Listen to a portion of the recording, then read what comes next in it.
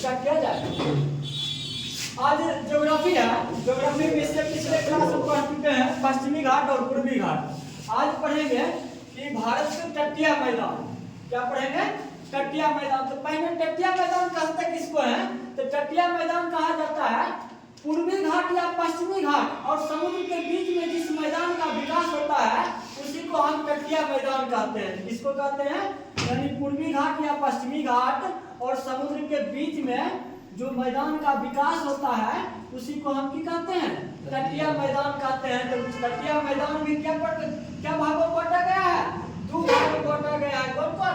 एक पश्चिमी तटीय मैदान और एक पूर्वी तटीय मैदान।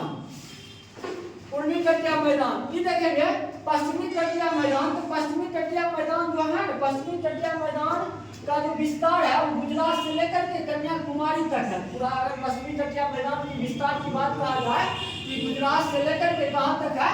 कन्याकुमारी तक है। और पूर्वी तटीय मैदान का अगर पूरा विस्तार की बात करेंगे तो कहाँ से है? वेस्ट बंगाल से लेकर के कन्याकुमारी तक का है। ठीक है, तो हम खास करके दो भाग में जब बांटा गया है पश्चिमी पूर्वी, तो इसको एक एक करके अध्ययन करते हैं। तो पश्चिमी तटीय मैदान के कुल कितने भाग में बांटा गया है? तो 4 भाग में बांट करके अध्ययन किया गया है।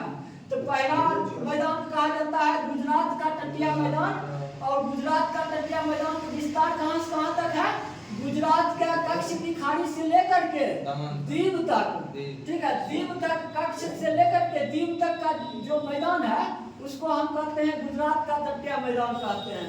और दूसरा है कोंकण तट का मैदान। कोंकण तट का मैदान, कोंकण तट का मैदान कहाँ से है? तो दीव से लेकर के और गोवा तक का मैदान का, जिस मैदान का जो विकास हुआ है उसको कोंकण तट का मैदान कहते हैं। और यही कोंकण तट का मैदान है जहाँ पर पहली बार लॉर्ड डलहौजी की करता है? रेलवे चलाता है। रेल चलाता है मुंबई से थाना कत्ते में 1853 में चलाता है। ठीक है, और तीसरा है कन्नड़ का तटीय मैदान। कन्नड़ का तटीय मैदान कहाँ से कहाँ है? गोवा से नीचे से गोवा से लेकर के कर्नाटक के मंगलूर तक के बीच में जो तटीय मैदान का विकास हुआ है उसी को हम कन्नड़ के तटीय मैदान कहते हैं। और यही कन्नड़ का तटीय मैदान है। ठीक है, तो कहाँ से? गोवा से लेकर के मंगलौर तक यही कन्नड़ का तटीय मैदान है जो किसके लिए फेमस है?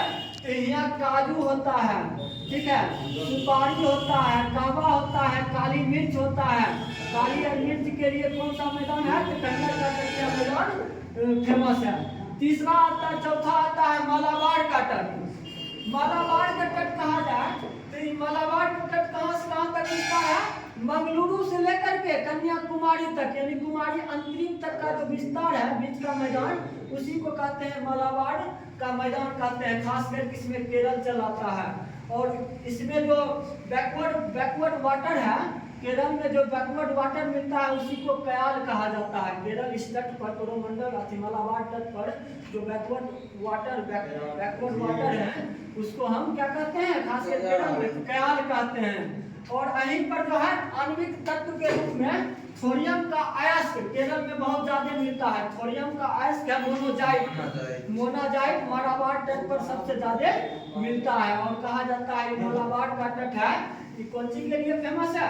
तो रबर के लिए है, मसाला के लिए खास करके मालाबार तट फेमस है, नारियल के लिए फेमस है। ये सब कौन है?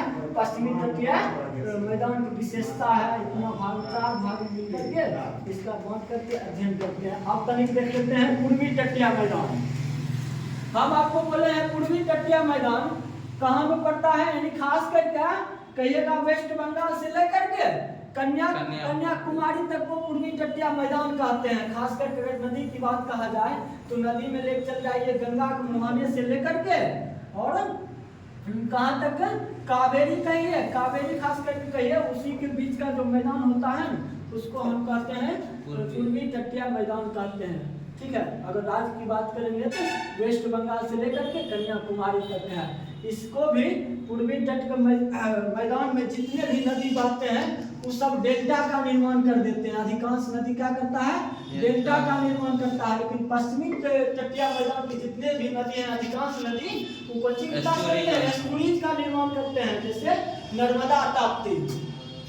अब इसमें देखते हैं पूर्वी तटीय मैदान। तो पूर्वी तटीय मैदान को भी हम जब अध्ययन करेंगे तो 3 भाग में बांट करके अध्ययन करते हैं। सबसे पहला भाग कहता है उत्कल का मैदान। कौन सी? उत्कल का मैदान। दूसरा भाग कहता है काकानीडा का मैदान, और तीसरा भाग कहता है कोरोमंडल का तटीय मैदान। तो पहले हम देखेंगे उत्कल का मैदान। खासकर उत्कल का मैदान जो है ना, कहा जाता है उत्कल उड़ीसा का एक जगह है, इसलिए उसको उत्कल का तटीय मैदान कहा गया है।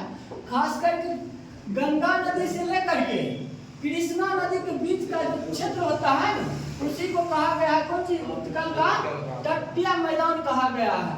और इसमें भी जाइएगा, एक महानदी है उड़ीसा में, महानदी से और कावेरी नदी, अति महानदी और कृष्णा नदी के बीच के क्षेत्र को हम उत्तरी सरकार कहते हैं। कौन सी कहते हैं? उत्तरी सरकार कहते हैं। कौन नदी? तो महानदी कृष्णा नदी के बीच और कृष्णा नदी के बीच के क्षेत्र को हम कौन सी कह देते हैं? उत्तरी सरकार कह देते हैं। और यही है उत्कल के मैदान में ओडिशियन कहा जाता है। खारे पानी का एक झील है। कौन? चिल्का झील अवस्थित है। कौन सी है? इसे ओडिशा में कौन सी है? चिल्का झील अवस्थित है, जो कि खारे पानी का झील है।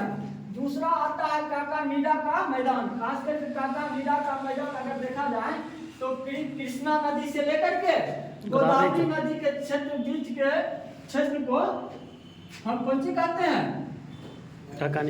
काकानीडा का मैदान कहते हैं। और काकानीडा का मैदान के अंतर्गत कौन सी चलाता है? अही तट पर फेमस है आंध्र प्रदेश में, खास करके काकानीडा का मैदान का विस्तार है।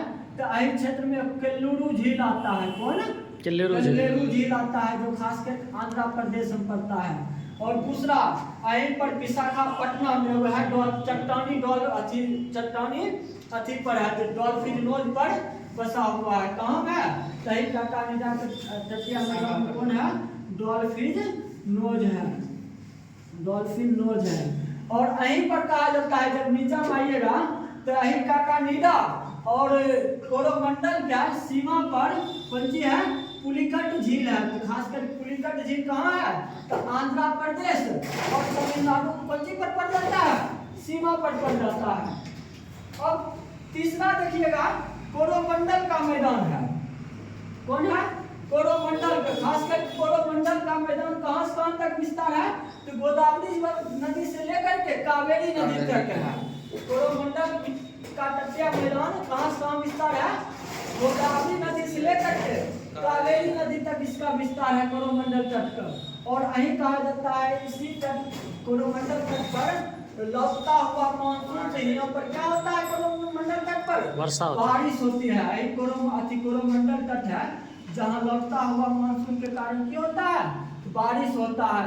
और यही कोरोमंडल तट पर है, जो यहाँ नीचे श्रीलंका है, जोड़ने के लिए पाक जल संधि, पाक जमरूद, एडम ब्रिज और उसके बाद मन्नार की खाड़ी जैसे मतलब इसको कनेक्ट करता है। और कोरोमंडल तट सबसे फेमस है मछली पकड़ने के लिए। कोरोमंडल तट जो सर्वाधिक प्रख्यात है ना, तो कौन सी पकड़ने के लिए? मछली पकड़ने के लिए सर्वाधिक अति है। और यहाँ जो है सबसे, अगर नदी की बात कहा जाए तो बैगाही नदी है सबसे दक्षिण में। कौन?